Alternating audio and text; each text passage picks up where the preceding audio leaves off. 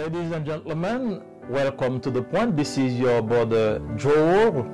We wish that you had a wonderful month, and now we ready to go again with our program this month. And we invite you to call your friends so they can sit and listen with you. In the meantime, don't forget to subscribe and to click on that little bell so you can be notified whenever the program comes every month. Open your Bible with me in the book of John chapter 1, and we're going to read verse 1, verse 11, and verse 12. In the beginning was the Word, and the Word was with God, and the Word was God. He came to his own, and his own people did not accept him. But as many as received him, to them he gave the right to become children of God, to those who believe in his name, who were born not of blood, nor of the will of the flesh, nor of the will of a man, but of God. The four books called the Gospels that begin the New Testament speak to us about the life, the ministry, the death, and the resurrection of Jesus Christ. John, for his part, wrote his gospel to describe an important aspect of the Savior's life. He presents Jesus as the eternal Logos. Jesus is the Word that became flesh. In the prologue of his gospel, John speaks to us about what we call in theological terms a high dimension of Christology and a low dimension of Christology. A high Christology affirms the deity of Christ. It declares that Jesus is God. In the beginning was the Word, and the Word was with God, and the Word was God. He was in the beginning with God, according to John chapter 1, verses 1 and 2. The life of Christ does not begin in Bethlehem. He was with God in the beginning. Jesus was in the beginning because he is part of the Godhead. In fact, to the Jews who tried to ridicule him for saying that Abraham rejoiced that he would see his day, he said, "Before Abraham was, I am." John 8, verse 58. This term, I am, indicates the eternal and unchangeable nature of our Lord. He is the same God who said to Moses in Exodus chapter 3, verse 14, "I am who I am." And he said, "Say to these people, to the people of Israel, I am has sent me to you." On the other hand, a low Christology affirms the humanity of Christ. It declares that God in Christ left presence of glory and made himself subject to our lowly estate. It says that Jesus walked the dusty streets of Palestine, and he did so as one who was both God and man at the same time. And the Word became flesh and dwelt among us, and we beheld his glory, the glory as of the only begotten of the Father, full of grace and truth. John 1, verse 14. God did not want to enter the world as a projectile. His glory is so great that the world would not be able to contain it. He had to accept the lowly human dimension so he could live your life and walk your walk without sinning. After the fall, we lost the moral image of God. This means we stopped reflecting God's moral attributes. We became corrupted and sinful, reflecting the opposite of what God is like. This is why Paul can say that in Christ we are being restored in the image of God. Colossians chapter 3, verse 10. It is without question that God sent Jesus in the world to restore us and to make us whole. Jesus came as Savior, but he also came as an example of how to live as a child of God. He came as deliverer, but he also came to demonstrate how to live with vision and victory. His coming into this world was not an accidental event. He was sent to us with divine intention to carry out a purpose, pay our debt of sin, and give us eternal life. John 3:16 and 17 says, "For God so loved the world, that he gave his only begotten Son, that whoever believes in him should not perish, but have eternal life. For God did not send his Son into the world to condemn the world, but in order that the world might be saved through him." As Christians, God has saved us for a purpose. We are to be his representative in the world. We take our mission seriously to carry the gospel to you, so you too can be saved. Paul says in 2 Corinthians 5 verse 20, "Therefore we are ambassadors for Christ, God making his appeal through us. We implore you on behalf of Christ, be reconciled to God." The good news is there is no mission impossible for Jesus. He is willing and able to change any person's life, no matter what their situation might be. Although we cannot fully comprehend God, we can know who he is because he has revealed himself to us through his Son, Jesus Christ. He is the real I am. He reveals his nature and character by working purposeful miracles and making statements that have real implications for humanity. Amen. When you are starving from life-saving bread of truth, he says, "I am the bread of life." When you are lost in the world of darkness, he says, "I am the light of the world." When they want to shut the door on you, he says, "I am the door." When the physician gives you no more than 2 weeks to live, he says, "I am the resurrection and the life." When your government, your church, and even your family abandon you, he says, "I am the good shepherd." When you are lost in your ways, your search and your quest for answers, he says, "I am the way, the truth, and the life." When you are detached, alone, with no resources to help you stand, he says, "I am the true vine." By attaching ourselves to Christ, we enable his life to flow in and through us.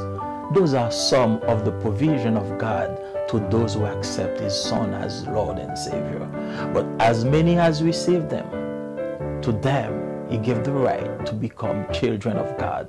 To those who believe in his name, who were born not of blood, not of the will of the flesh, nor of the will of a man, but of God. This verse indicates your passage from creature of God to children of God when you receive Christ as the King of your life.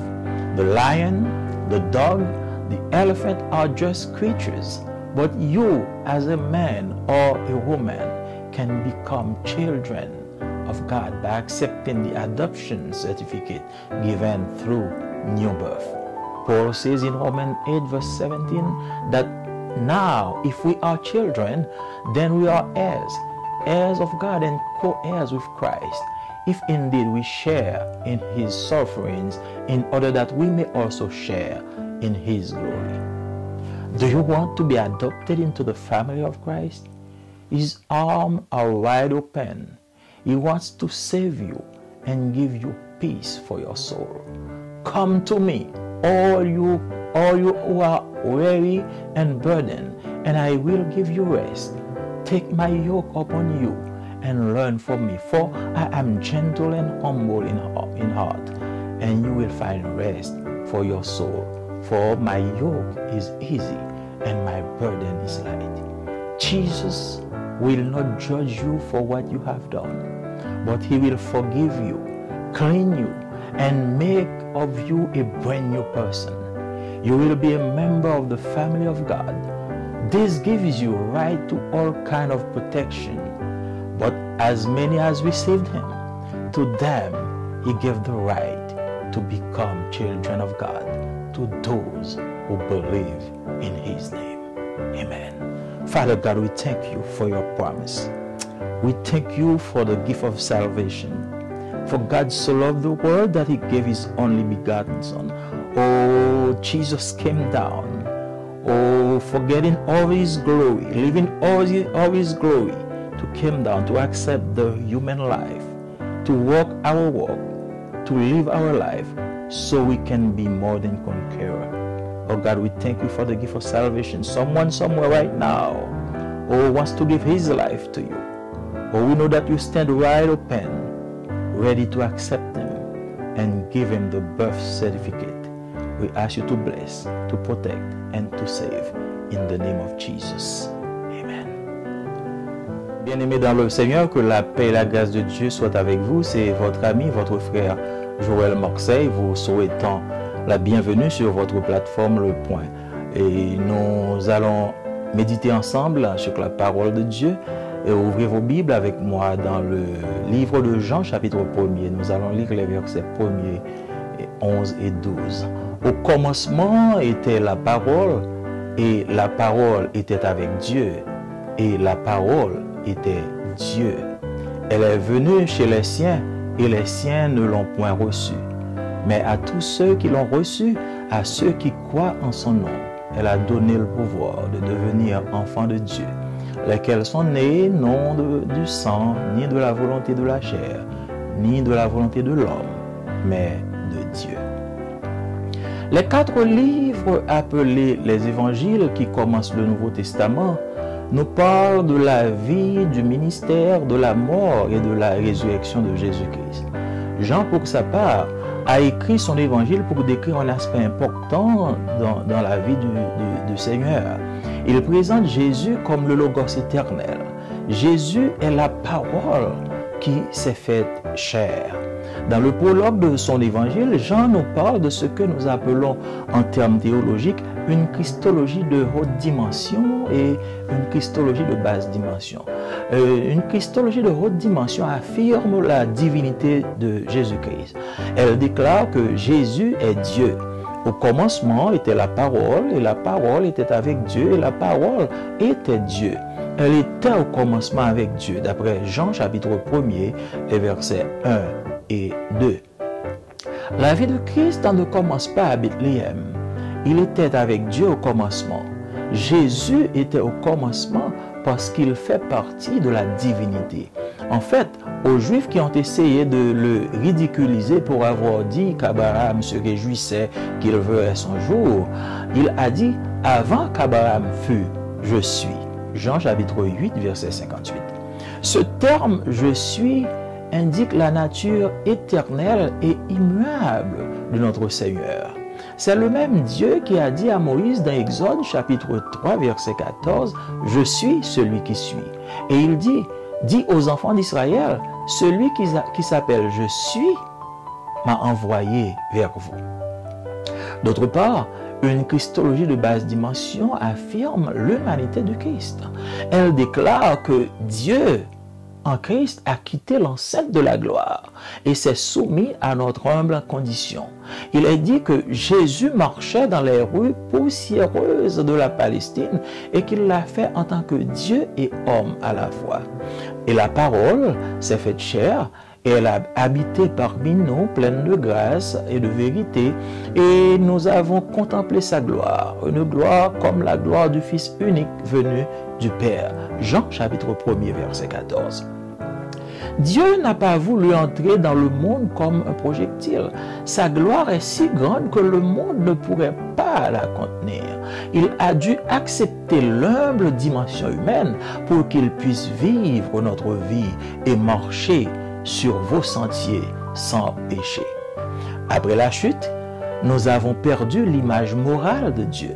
Cela signifie que nous avons cessé de refléter les attributs moraux de Dieu. Nous sommes devenus corrompus et pécheurs, reflétant le contraire de ce à quoi Dieu ressemble. C'est pourquoi Paul peut dire qu'en Christ, nous sommes restaurés à l'image de Dieu, d'après Colossiens chapitre 3, verset 10. Il ne fait aucun doute que Dieu a envoyé Jésus dans le monde pour nous restaurer et pour nous guérir.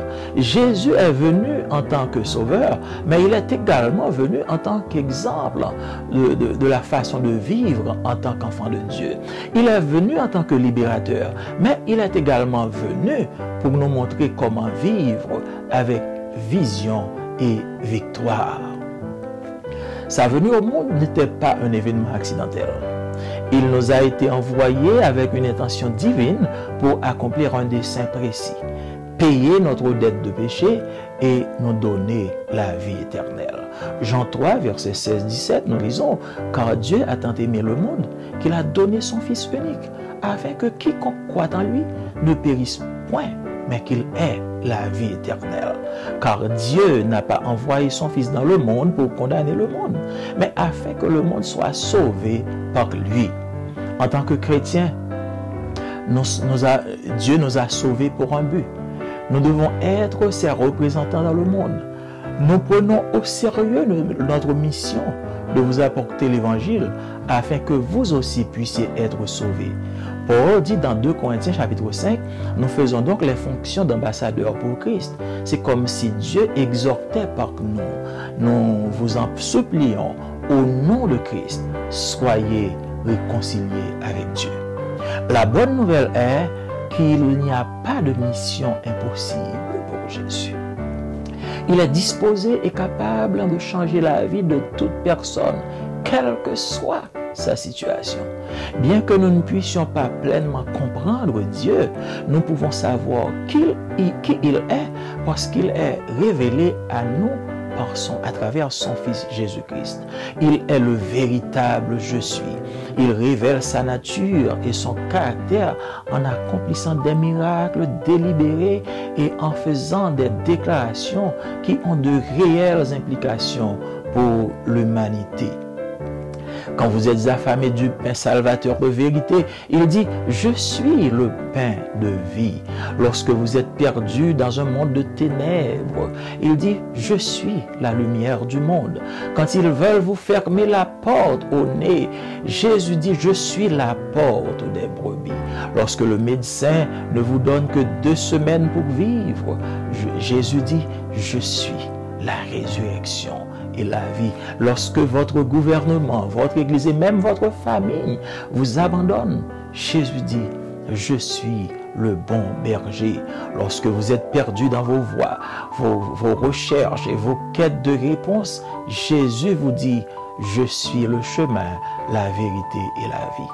Lorsque vous êtes détaché, seul, sans ressources pour vous aider à vous tenir debout, Jésus dit « Je suis la vraie vigne ». En vous attachant au Christ, vous permettez à sa vie de couler en vous et à travers vous. Ce sont quelques-unes des provisions de Dieu pour ceux qui acceptent son Fils comme Seigneur et Sauveur. Mais à tous ceux qui l'ont reçu, à ceux qui croient en son nom, Jésus a donné le pouvoir de devenir enfants de Dieu, lesquels sont nés non du sang, non de la volonté de la chair, non de la volonté de l'homme, mais de Dieu. Ce verset indique votre passage de créature de Dieu à enfant de Dieu lorsque vous recevez Christ comme roi de votre vie. Le lion, le chien, l'éléphant ne sont que des créatures, mais vous, en tant qu'homme, en tant que femme, vous pouvez devenir enfant de Dieu en acceptant le certificat d'adoption délivré à travers la nouvelle naissance. Paul dit dans Romains chapitre 8, verset 17 que si nous sommes enfants, nous sommes aussi héritiers, héritiers de Dieu et co-héritiers de Christ, si toutefois nous souffrons avec lui afin d'être glorifiés avec lui. Voulez-vous être adopté dans la famille de Dieu? Ses bras sont grandement ouverts. Il veut vous sauver et vous donner la paix pour votre âme. Venez à moi, vous tous qui êtes fatigués et chargés, et je vous donnerai du repos. Prenez mon joug sur vous et apprenez de moi, car je suis doux et humble de cœur, et vous trouverez du repos pour vos âmes. Car mon joug est facile et mon fardeau léger. Jésus ne te jugera pas pour ce que tu as fait, mais il te pardonnera, te purifiera et fera de toi une toute nouvelle personne. Tu seras membre de la famille de Dieu. Cela te donnera droit à toutes sortes de protections, mais à tous ceux qui l'ont reçu, à ceux qui croient en son nom, Jésus a donné le pouvoir de devenir enfant de Dieu. Dieu de toute grâce et de toute bonté, merci pour cette glorieuse promesse. Ceux qui te reçoivent, ceux qui croient en son nom, deviennent du même coup enfants de Dieu. Merci d'avoir envoyé Jésus. Merci de nous avoir donné l'évangile. L'évangile qui nous a ouvert les yeux pour comprendre que Jésus, c'est le chemin, la vérité et la vie. Jésus, c'est la parole qui a été faite chair. Il a été au commencement. Il est maintenant et il sera éternellement. Merci pour la vie. Merci pour l'évangile. Merci pour la parole. Merci pour ceux qui sont quelque part en train de déguster cet évangile. Donne-leur de comprendre. Ouvre leurs yeux afin qu'ils puissent voir et qu'ils passent des ténèbres à la merveilleuse lumière. Nous te demandons toutes ces grâces et ces faveurs au nom de Jésus. Amen. Amis moins dans le Seigneur, que la paix et la grâce de Dieu capable avec chacun de nous. C'est encore frère, nos amis, nous, Joël Marseille, qui dit nous bienvenue sous plateforme dans le point. Jeudi, nous allons aller lire ensemble dans Jean chapitre 1er, nous allons lire les versets 1, 11 et 12. Et nous allons lire pour vous. Il dit, avant, bon Dieu t'a créé en rien. Parole là, t'es là. Parole là, t'es avec bon Dieu. Ça, bon Dieu t'es, c'est sa parole là, t'es tout. Les vignes n'ont payé, mais tout le monde n'a payé pas de recevoir. Mais ça qui te recevoir, ça qui te croit dans l'io, les bas au pouvoir tourner petit bon Dieu. Il n'y a pas de vigne petit bon Dieu, Jean, ça a fait parmi les hommes sur la terre. Parce que ça n'a pas sorti dans l'exigence de la chair, ni dans la volonté des hommes. C'est bon Dieu même qui te papa. Quatre premiers livres l'évangile dans la Bible, il y aurait les 4 évangiles qui commençaient le Nouveau Testament. Il parlait nous de la vie, de ministère, de la mort et de la résurrection de Jésus. Jean, bon côté parle lui-même, il écrit l'évangile pour le décrire un aspect important dans la vie de Jésus-Christ. Il présentait Jésus-Christ comme ça nous relève le Logos éternel. Jésus, c'est la parole qui t'est venue faire chair. Dans le commencement de l'évangile, Jean parlait de ça que nous relèvons dans le terme théologique, une christologie de haut niveau et une christologie de niveau plus bas. Dans la christologie de haut niveau, il affirmait divinité Jésus-Christ. Il déclarait que Jésus, c'est Dieu. Au commencement, c'était parole là, et parole là, t'es avec Dieu, et parole là, t'es Dieu. Il était au commencement avec bon Dieu. D'après Jean, chapitre 1er, versets 1 et 2. La vie de Christ n'a pas commencé à Bethléem. Oh, Jésus-Christ est avec Dieu depuis le commencement. Jésus était dans le commencement parce qu'il fait partie de la divinité. En fait, à Juif, qui t'a essayé de ridiculiser parce qu'il t'a dit que Abraham réjouit du fait qu'il gagne pour le jour par là, et il t'a déclaré, il dit, avant que Abraham t'es là, moi-même moi t'es là. Jean chapitre 8, verset 58. Terme je suis ça, il indique la nature éternelle et inchangeable de Jésus. C'est même bon Dieu ça qui t'a dit à Moïse dans Exode chapitre 3, verset 14, il dit, moi c'est ça qui ça, je suis celui qui suis. Et il dit à Moïse, il dit peuple Israël, ça qui est le je suis à l'évoyé côté. D'autre part, une christologie de bas niveau, il affirmait l'humanité de Christ. Il déclarait que en Dieu, Christ quittait la gloire ciel là, il descend, vient accepter humble condition des hommes. Il dit que Jésus marchait à travers les rues poussiéreuses de la Palestine et que elle fait ça en tant que Dieu et en tant qu'homme à la fois. Et la parole t'est fait chair, elle t'est habité parmi nous plein de grâce et de vérité, et nous te contempler gloire, une gloire qui, comme la gloire du Fils unique qui sortit beaucoup de papa. Jean chapitre 1er, verset 14. Bon Dieu, pas de vrai entrer dans le monde là quand on écoute l'oreille. Gloire est tellement grand que le monde n'est pas capable qu'un bel. Il doit accepter conditions plus humbles pour être capable de venir vivre parmi nous, pour vivre nous, pour marcher dans la route que nous marchons sans que lui-même ne pas jamais péché. Après la chute, nous avons perdu ça, nous l'image morale de Dieu. Ça signifie que nous te suspendons, refléter qualité, caractère moral, bon Dieu. Nous te vînes corrompus, nous te vînes pécheurs, nous te vînes refléter tout ça qui est opposé à ça, bon Dieu. C'est peut-être ça, Paul dit que en Christ, nous restaurons à l'image de Dieu, d'après Colossiens chapitre 3, verset 10.